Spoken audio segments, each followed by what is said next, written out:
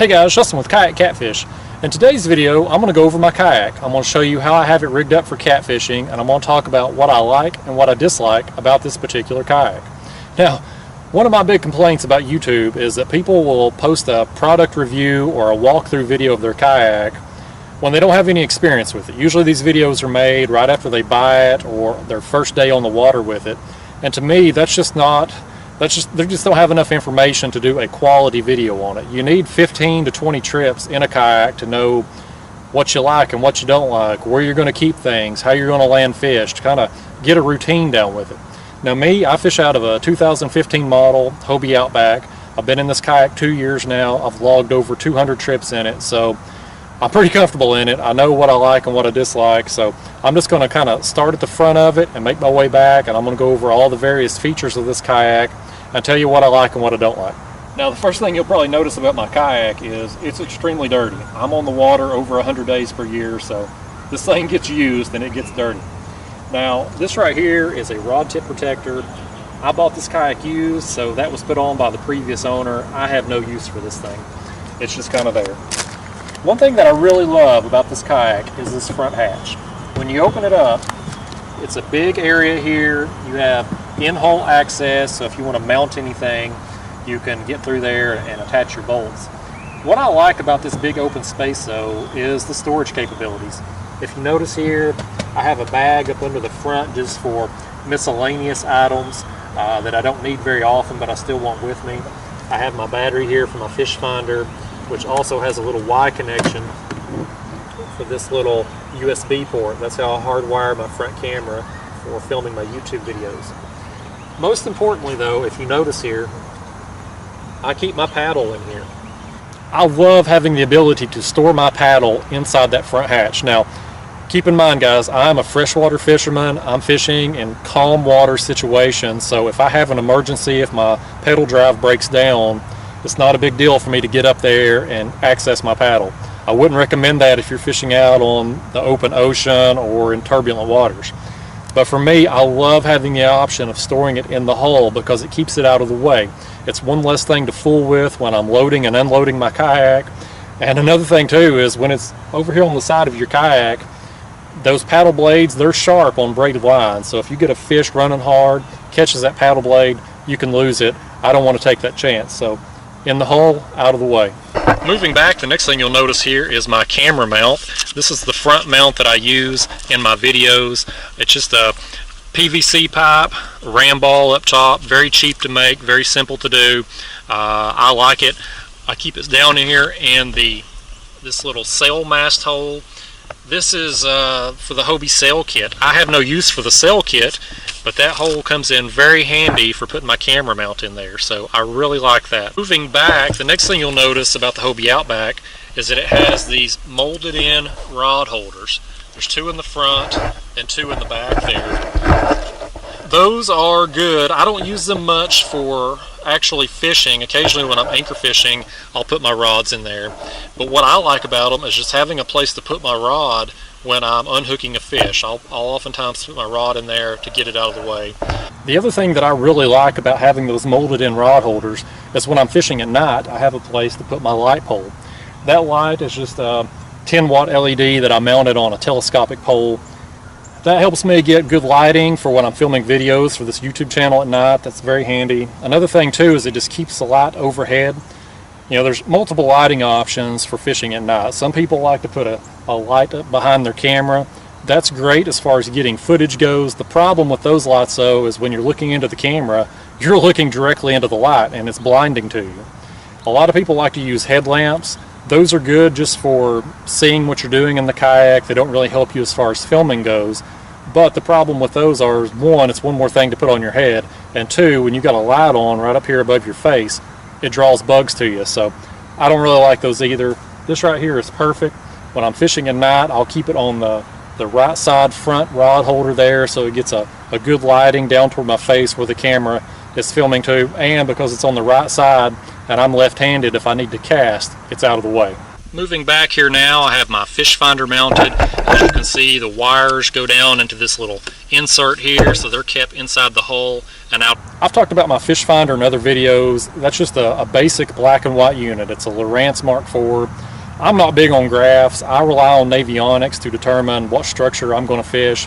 That graph basically just shows me the depth, the speed I'm going, and the water temperature. I basically use it as a tool. It just helps me confirm that I am where I think I am when I'm fishing a particular structure. Now, the cool thing about the Hobie and how the transducer for that fish finder is mounted is that Hobie kayaks have a special Lowrance ready scupper hole up under their kayak. It's kind of up under the seat there in the bottom, and that just protects your transducer. It's got a plate over it so it doesn't get scuffed up as you drag it up on the shore. The other great thing about having it kind of recessed inside the kayak is that it doesn't create any drag. In my old kayak, the transducer hung over the side, and it's just one more thing to create drag while you were paddling. It was also catching leaves and grass and anything else that was in the water too. It was really annoying. That's one feature that I really love about the Hobie. We make our way back here. You'll see I have Scotty rod holders. I have 2 in the front and 2 also in the back there. I've done another video on these rod holders, so if you're interested in those, you have more questions about them, click on that little link up there in the corner of your screen. That'll take you to that video after this one's over. But you know, I like the Scotty rod holders. They're great because they're so adjustable.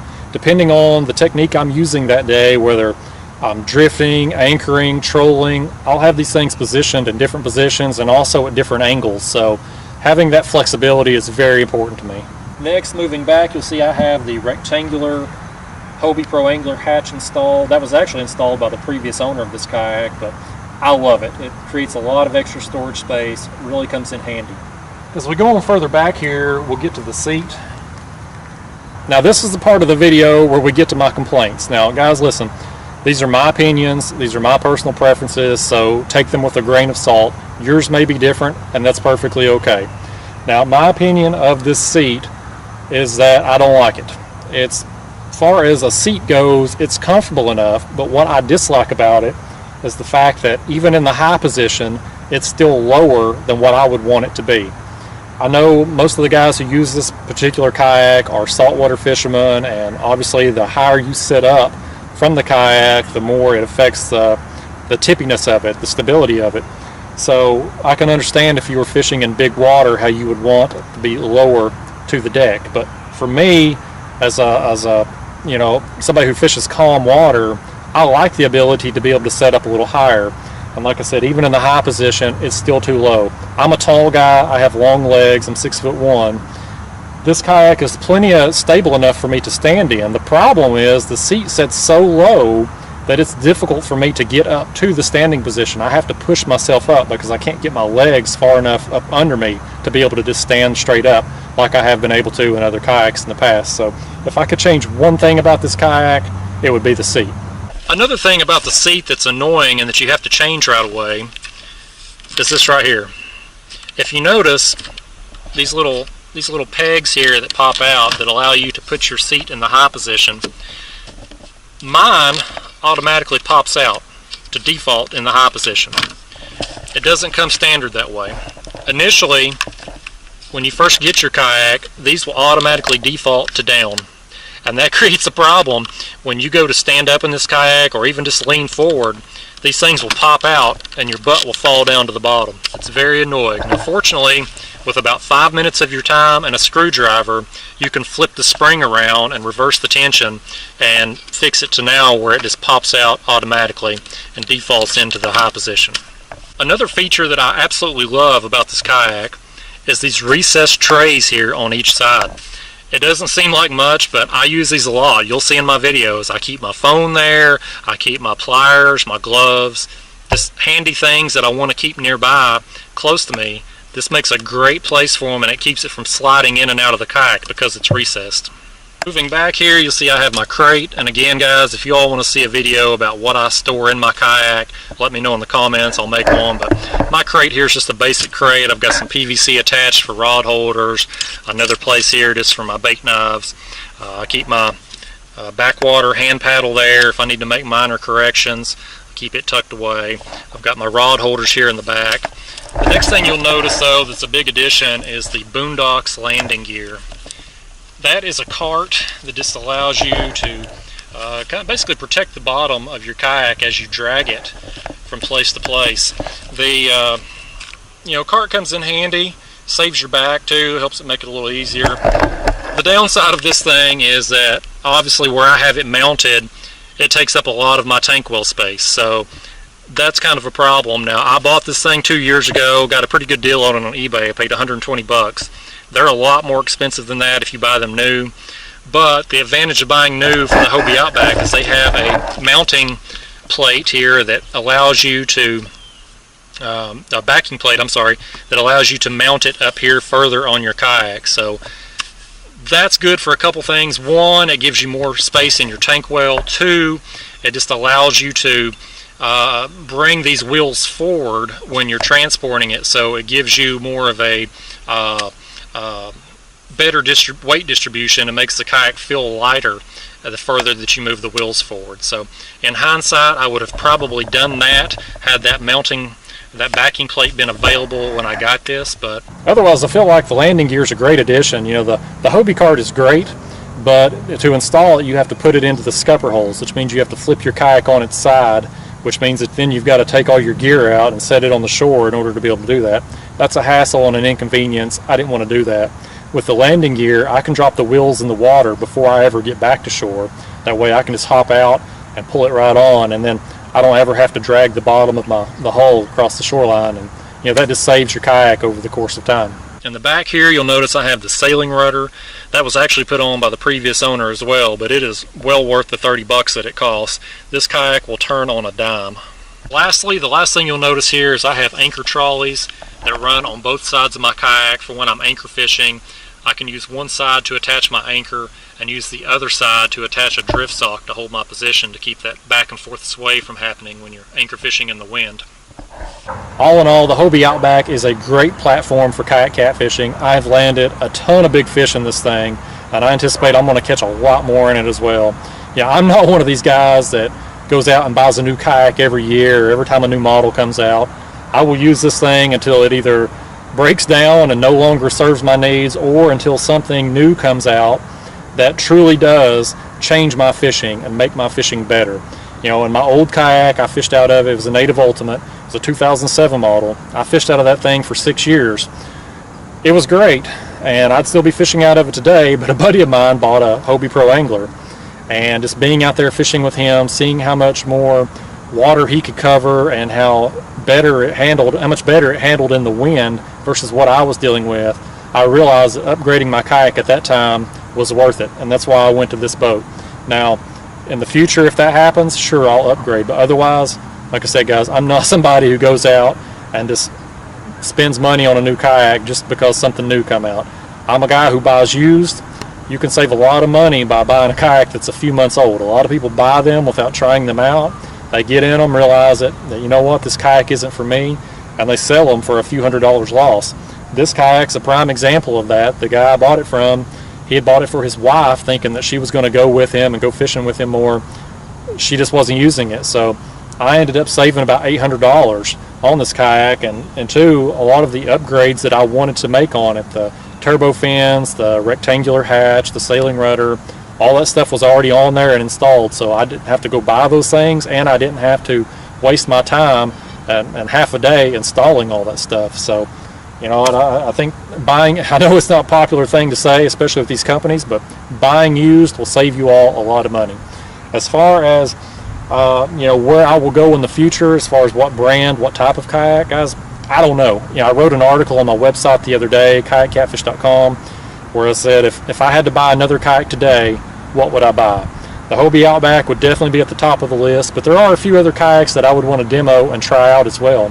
But I expect to be in this kayak for several more years. In the event that something breaks down in the meantime, I'll certainly look around. But the kayak fishing industry, kayak specifically, is constantly evolving and changing. You go back in time when I started kayak fishing 9-10 years ago, we didn't have all these different models. There was really about 3 companies that had a dedicated fishing kayak. A few years go by, a lot of companies have fishing kayaks available. Then you started seeing pedal drives come in. There were a couple companies, Native and Hobie, had the pedal drives. Nowadays, everybody has a pedal drive. And I think going forward, as it continues to evolve and progress, and as lithium battery technology continues to progress and come down in price, I think going forward you're probably going to see a lot more kayaks with electric motors on them. Native had an old, it's called the Volt model, never really took off, never really got a lot of traction. There's a company now called Torqeedo. They make a electric motor specifically for kayaks. They have one for Hobie that goes down in the Mirage drive well. They have the ultralight model that goes on pretty much any kayak you want to install it on. They have this model for the Wilderness Systems kayaks.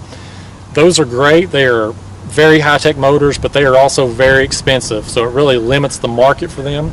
I think going forward you're going to see a lot more companies get into that space. So 5 years from now, I wouldn't be surprised at all if you're seeing as many electric kayaks as you are pedal kayaks today. So when that time comes, you know, I'll take a look and see what's available, but like I said, I expect to be in this kayak a long time. Hope you like this video. Again, if you want to see if you've got any questions, you want to see anything more in detail about this kayak, hit me up in the comments and let me know. I'll see you next time. Thanks for watching.